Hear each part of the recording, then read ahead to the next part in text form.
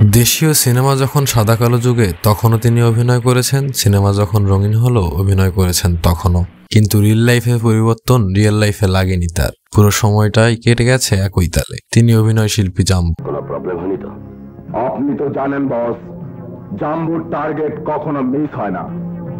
শুনতে একটু অন্যরকম হলেও তার পরিচিতির অন্যতম কারণ হলো জাম্বু নামটি। এই নামটি দেন পরিচালক দেলোয়ার জাহান ঝন্টু। সেই গল্পটি 1972 সালের। পরিচালক দেলোয়ার জাহান ঝন্টু তাকে একদিন জিজ্ঞেস করেছিলেন অভিনয় করবেন। জাম্বুর সহজ স্বীকারোক্তি ছিল তিনি তা করবেন। তবে ঝন্টু তাকে বললেন শুটিংয়ে মারপিটের একটি দৃশ্য রয়েছে, তাতে তাকে মাথা নাড়া করে অভিনয় করতে হবে। জাম্বুর সহজ স্বীকারোক্তি ছিল তাতেও, তবে মাথা নাড়ার পর সত্যিই বড় বড় মাস্তানের মতোই দেখাচ্ছিল তাকে। প্রায় সকল অভিনয় শিল্পীকেই কারো না কারোর সাথে মেলানো সম্ভব, জাম্বুর মতো কাউকেই চোখে পড়ে না। তিনি মূল ভিলেন নন, সহকারী ভিলেন বললেও অত্যুক্তি হয় কিছুটা। কুখ্যাত রংবাজ, খুনি বা ফাইটার হিসেবে তাকে পরিচিত করা হয় স্ক্রিনে। অতপর নায়কের সাথে মুখোমুখি লড়াইয়ে মার খেয়ে ভর্তা। জাম্বুর ভুঁড়ি আর টেকো মাথায় ঘুষি মারেনি এমন নায়ক খুঁজে পাওয়া দুষ্কর। বেশিরভাগ সিনেমায় তার কণ্ঠ দিত অন্য কেউ। জন্ম 1944 সালে। জন্ম ও পৈতৃক স্থান পুরান ঢাকার হাজারীবাগের গণকটুলি সিটি কলোনিতে। মেথরপট্টি হলেও আজিমপুরের ভাটা মসজিদের পাশেই চারতলা বাড়িতে থাকতেন এই অভিনেতা। তার অসংখ্য ছবির মধ্যে কিছু উল্লেখযোগ্য ছবি: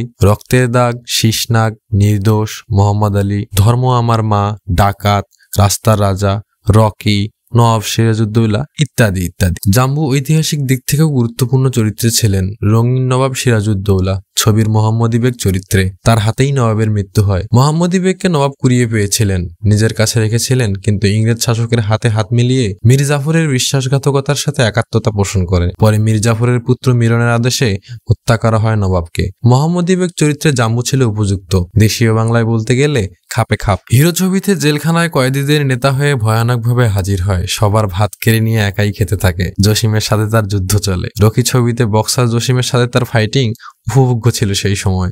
এই শক্তিমান অভিনেতার মৃত্যু হয় 2004 সালের 3 মে। জাম্বু বলতে গেলে বিস্তৃত অধ্যায়, পত্রপত্রিকা বা মিডিয়ায় তাকে নিয়ে তেমন কোনো লেখালেখি চোখে পড়ে না। দেশীয় চলচ্চিত্রে একনিষ্ঠ ভক্ত দর্শকরা তাকে মনে রেখেছেন এবং তাদের মধ্যেই বেঁচে থাকবে। জাম্বু সহজে হারবার নয়, বিটকেল হাসি দিয়ে সে সামনে দাঁড়াবে ক্ষণে ক্ষণে।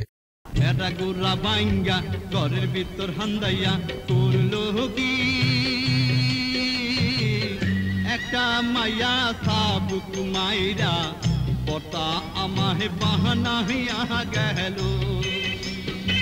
আজ এতটুকুই। ভালো থাকবেন, সুস্থ থাকবেন। লাইক, কমেন্ট, শেয়ার ও সাবস্ক্রাইব করে পাশে থাকবেন।